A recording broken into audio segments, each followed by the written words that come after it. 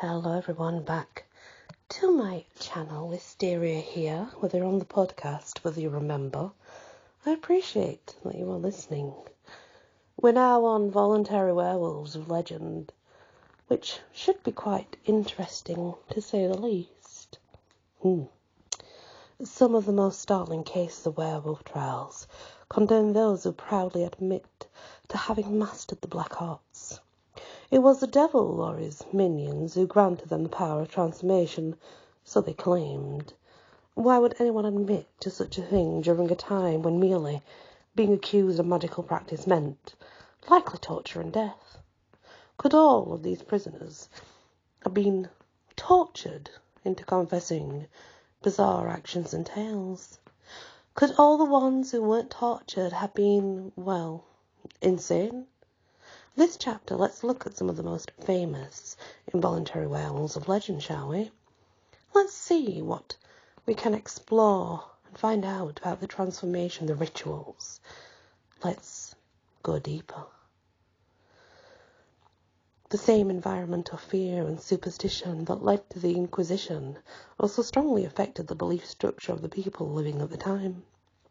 In the Middle Ages, the devil was out in the woods every night, calling his servants to worship him and pay dark allegiance. A shadow moving across the moon was a witch on her way to answer the call. A glow from a fire had to be a bonfire or a sabbat or a black mass. It couldn't just be a wanderer keeping warm by a campfire. Even pious men and women had to believe that their very souls were in danger from all this evil around them. The superstitious fear was not helped by Black Death, 1348 to 1350. Its effects were staggering, wiping out half the population of Europe. Witnessing such unstoppable death, living in terror while waiting to see if it will affect you and your family, couldn't have done much to calm superstitious fears of the unknown. Many people witnessed firsthand that praying to God might not be able to bring much protection from peril. With superstitious fear a given, and the rise of the Inquisition, mania is the only word that can describe the prosecution that began against people suspected of doing the devil's handiwork, tabulating just how out of hand the mania got it so difficult to do. But some regional numbers are startling. From 1520 to 1630 in France alone, there were 30,000 cases in the court. Yep, all dealt with werewolves and witchcraft, of course they did. What else were they going to deal with, guys? Let's be honest. We looked earlier how the courts and the Inquisition used various cruel means to coax confessions from the prisoners.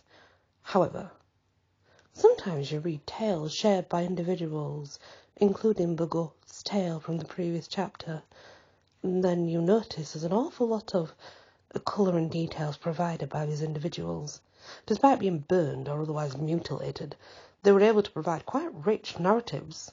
Of course, this could just be because the details were suggested by the torturers. You know, those that torture the prisoners. I mean, they had learned of occult details from lore of the day and shared it in hopes of a quicker death. No surviving blow-by-blow accounts let us know how these confessors were obtained. However, let's have a look at some of the most notable confessions. The first one we're going to look at is Peter Stubb, and that is Peterstubbe, Peter Stubb.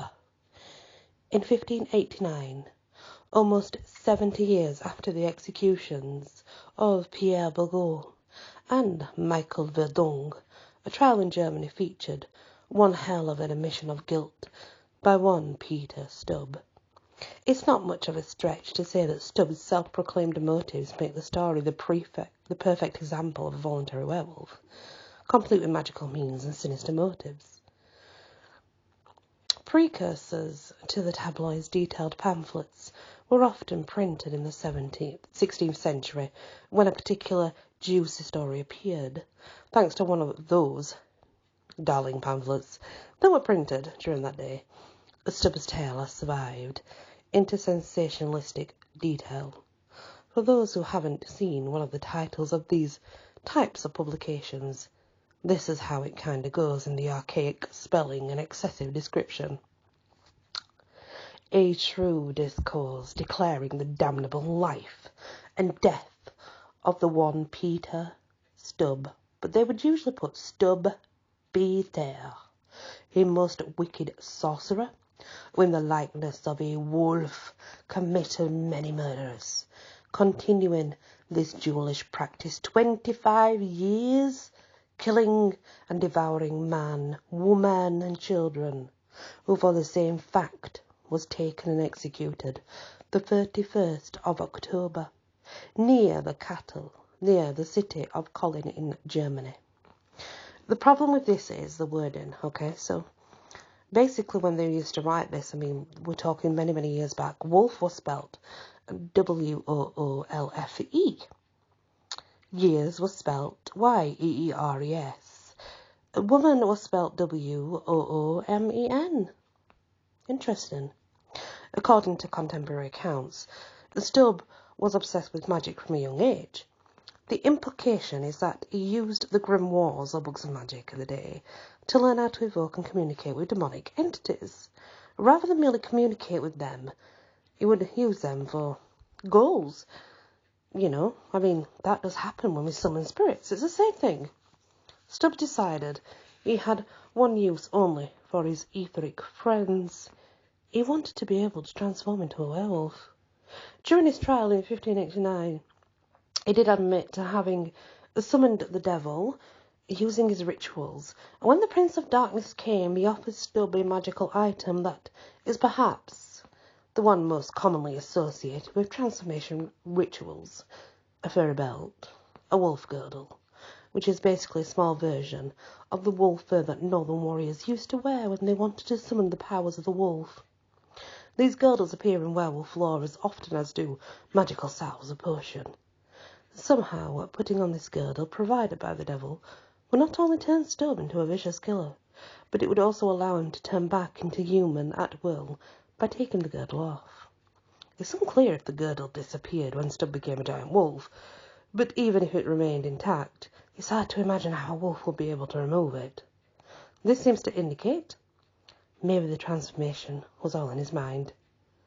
But I digress. Stubb used his powers to transform and attack those who wronged him, as well as those whom he lusted after, regardless of age. Most of his victims were found mangled and basically unrecognisable. As far as forensic science of the day could determine, the science of the naked eye observations by hunters and townspeople, that is, the victims were eaten by one or more wild animals. What else? Would not only kill but also eat the meat of the victims. The villagers tried to ease their terror by asking a question they didn't want to know the answer to. Assuming that he didn't really transform into a wolf, Stubb was a cannibal. The crime Stubb would ultimately commit also included incest, as he fathered a child with his own daughter. Add to that his predilection for attacking and killing small children, and his place as a monster of nightmare is assumed in history. Listing all of his victims doesn't prove anything supernatural about Stubb. Of course, Jeffrey Dahmer accomplished just about as many atrocities. And, well, never thought he was a lycanthrope though, did he? No. But there is one more peculiar, anecdotal piece of evidence that we have to address.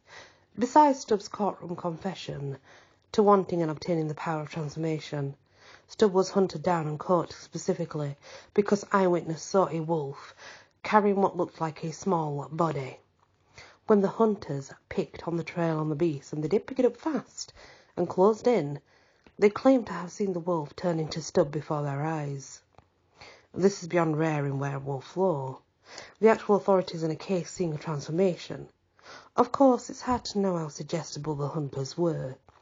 Maybe they really were chasing a wolf and came around a corner to find Stubb, who was in a proverbial wrong place at the wrong time. The instant appearance of a man might have played a trick on the hunters' minds. Maybe, making them see him transform rather than appear around the corner. After confessing, Stubb was tortured, a way that most jaded of modern individuals would find gruesome. To people of that era, the extreme punishment likely seems suited to his heinous crimes. A stub was stretched on a wheel, his bones were broken, and his skin slowly tore off by pinches in at least a dozen places, was decapitated, and then, for good measure, had his remains burned. Nothing like being sure a guy's really dead. As in most cases involving a magical girdle or potion, this one ended with the item never being recovered by the authorities. I'd also like to add my 2 pence in, actually, and I'd like to say this. It is highly possible that he did carry a child off, and what they thought they saw was a wolf because he was wearing some sort of pelt that looked like that from the back, as they were chasing him. He's took that pelt off, and wherever that's gone, it's gone, but they've just seen him then with whatever he was carrying. So he could have just been wearing something. As daft as that sounds, you'd be surprised back then how hunters would let their imagination run wild. So then we're on to Giles Garnier. And, Giles Garnier is also known as Gilles Garnier, and it kind of depends where you're from, I think, from where they actually pronounce it. I would pronounce it Giles Garnier, personally. Anyway, so Stubb obviously wasn't the only werewolf that took delight in hunting young children. In 1572, the town of Daux, France, had its own monster with such a predatory preference. As with Pierre Bourgault, Giles Garnier used an ointment that he rubbed on his body to transform into a wolf at will, giving yet another example of confessions that are too colourful to be explained by duress. The way that Stubb admitted during his trial to getting this ointment is peculiar. A newlywed, Garnier was hunting for food for himself and his wife, and wasn't doing very well. Apparently, some type of spirit appeared to him in the dark woods and offered him a better way to hunt from that night forward. A magic ointment that would make him the ultimate hunter. Garnier accepted the ointment, applied it, and switched from hunting small forest game to hunting small humans. Remember, Garnier was hunting that night for food to share with his new wife. Being a loyal husband, he kept to that goal. That's right. Garnier brought meat from his fresh human kills home for his lovely wife. Gives a whole new meaning to the term mystery meat, doesn't it? I wonder if she knew what her daily dinner was. Called the Hermit of Doré, Garnier was never reliably reported to appear in full wolf form. He may be an example of a wild man who went a little too wild. After confessing, he was, of course, executed, joined the ranks of werewolves that somehow couldn't save themselves at the last moment with the magical powers. And my most favourite, of course, and it is my favourite, Jean Grenier. Jean Grenier's last name shares some letters with Garnier's. The similarity ends there. Jean Grenier's case represents one of the first to mark the beginning of an age of reason, but more on that in a moment. Grenier is probably the youngest werewolf in folklore. When captured in 1603, Jean Grenier, was a boy of 13 or 14. We're uncertain of his birthday. It's not really much about it I've researched, but his birthday is uncertain. There's so many different dates given. There's no point in pinpointing any of them really, because when you're looking at 3 and 4 different articles with different dates in, I'm not going to give you a date because it's unlikely it's right. Unlike most werewolves of law, Grenier proudly admitted to his heinous acts before being captured, much in the way children of today would brag about getting a cell phone before others in their class. Grenier bragged about being able to turn into a wolf and attack children. Corroborating the werewolf's confession was a 13-year-old girl named Marguerite Boer. She claimed that on the night of a full moon, a creature that looked like a wolf viciously attacked her without any provocation, using a 9-tip rod or staff that she was for some reason carrying. Marguerite managed to strike the beast, keep it at bay before it could bite her. It ran off into the night. It was Marguerite's aforementioned attack that Grenier began to brag about to an 18-year-old girl he'd had his eye on for what seemed to be less bloodthirsty reasons. Grenier actually vowed to this Jeanne Goberet that he would marry her one day. Werewolves liked having some domestic normalcy, it seems. She was less than impressed with Grenier. But when she commented on his dishevelled appearance, he explained that it was only because of the magical wolf skin he wore. He claimed that with it he could transform into a wolf at will, and went on to describe the recent attack on Marguerite. In a bizarre form of sweet-talking, he added that, were it not for Marguerite's iron rod, he would have killed her and had done 3 or 4 other small children. This wasn't the best of claim for Grenier to have made. As it turned out, the district of Gascony had been on edge over a string of missing children. Some of these little ones had disappeared while outside. Some were even carried away from their rooms at night. It wasn't long before Grenier was in custody. Grenier freely confessed to his crimes, and to desiring the taste of children's flesh, which he said was the most tender and plump. He told the court that after running away from his day labourer father, who regularly beat him, Grenier became friends with a boy named Pierre de la Thière. Pierre led him into the forest one night. As you may have guessed, the boys met another folkloric dark man, who mocked them into a ritual and gave them each a unguent and a wolf skin, so that they could transform into werewolves whenever they desired.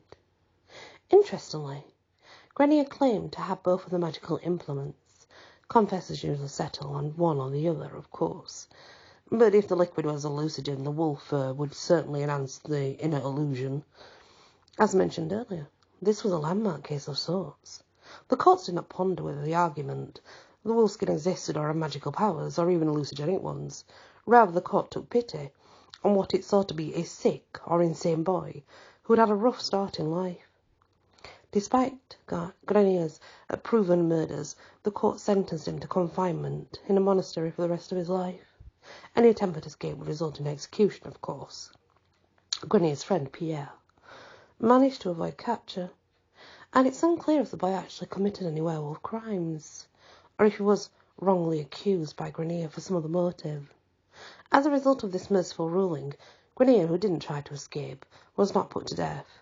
His remaining life, he was allowed to have a rare follow-up visit on his werewolf case, I suppose, and 7 years later, in 1610, a written account was left by one Pierre de Lancre, who had visited Grenier at the monastery.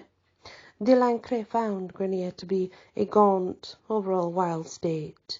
Grenier still liked talking about wolves and acted like one several times during the visit, agilely springing about the room on all fours.